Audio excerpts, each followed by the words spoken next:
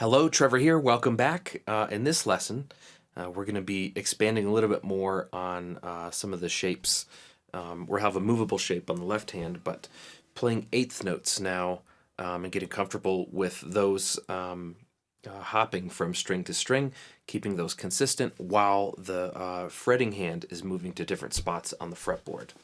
All right, so the tricky thing about this is, as we said previously, is sometimes when you get comfortable with your picking hand with a specific pattern, but then you start changing something on your fretting hand, it can feel like the synchronization goes out of whack, or maybe that your picking hand starts to get confused again. So it's good to zero in and focus on those exact moments, get comfortable with them, then it makes it a little bit easier, and that is the next, another step on the way to your picking hand mastery. So what we want to do is I'll play through this so you can hear what the exercise is. I'll play this with a backing track first, and then we will break it down on the other side.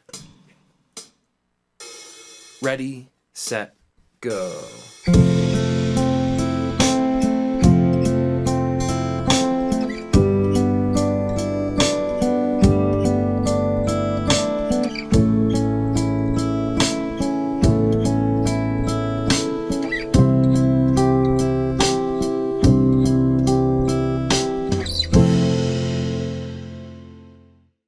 Okay, so for the fretting hand, this is a fairly easy pattern that we're just going to be moving to different frets.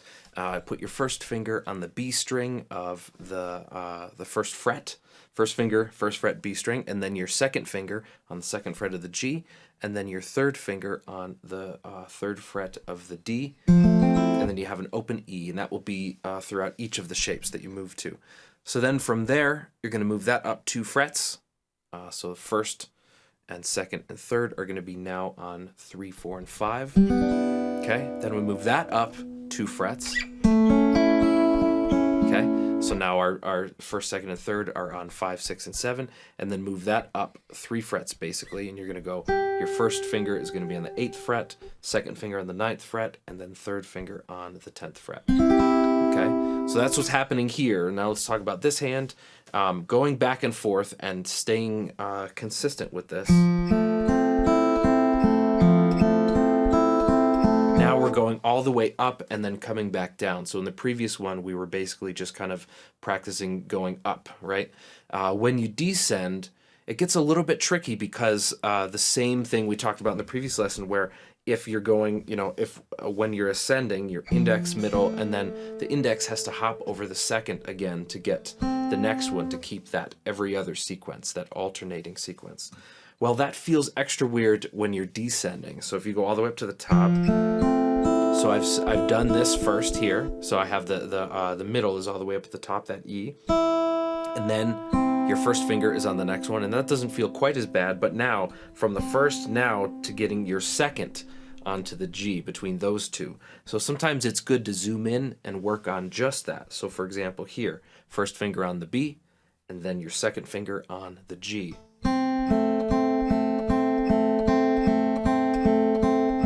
And you'll notice that as you do that, your brain's going to want to switch and go back to maybe second, first, but you're practicing in the sequence the exact event that you need in order to keep the alternating going. So just remember, okay, first is on the B, then second is on the G, and just do that till you get fairly comfortable with it.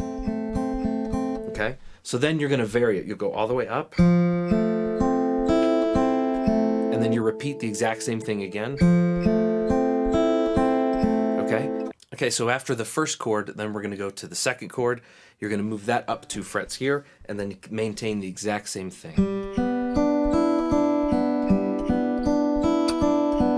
Okay?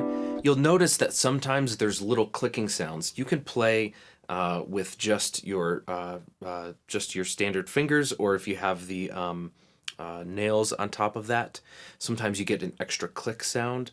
So sometimes if I get a little bit nerdy, I'll try to do what I can to eliminate that click sound, and that usually is just the nail hitting on the string before the flesh part. If you have the flesh part of the nail stopping the string, like if you don't have nails at all, then you don't have to worry too much about this.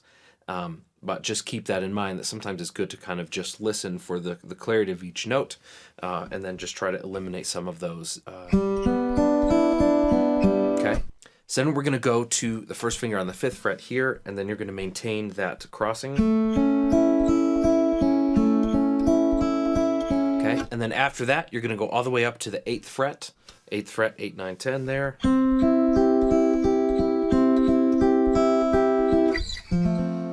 then start that over again, back down there. Okay, so we've looked at the details of what's happening with your fretting hand, and then maintaining just the consistency as you're crossing strings there. Let's actually try this together.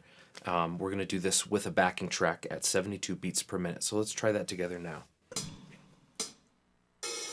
Ready, set, go.